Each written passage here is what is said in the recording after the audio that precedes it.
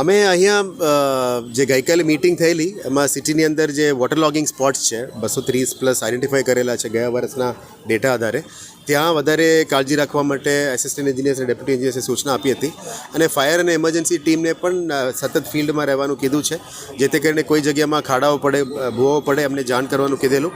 એટલે કાલાઘોડા બ્રિજ નજીકમાં એક ભૂવો પડેલો એટલે ડ્રેનેજ ટીમ અને ફાયરના ટીમ અહીંયા અમને જાણ કરી કે સાહેબ અહીંયા એવું થયેલું એટલે પ્રાથમિક ધોરણે આ જોવા માટે આવ્યા હતા. સાથે સાથે વિશ્વામિત્રીની અંદર નદીનું ફ્લો કેવું છે, કેટલા લેવલ છે એ પણ જોવા આવ્યા હતા.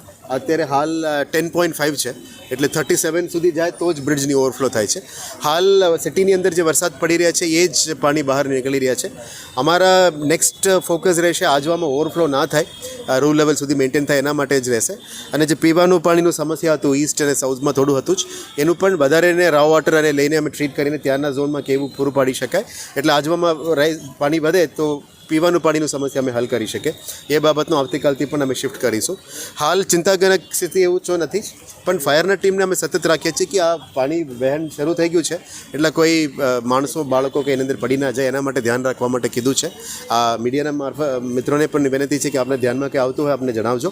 અને જે QRT ટીમ્સ બનાવીએ છીએ એને એક્ટિવ થયા છે કે કેમ એ ચેક કરવા માટે પણ અમે ફિલ્ડમાં નીકળ્યા છે. એટલે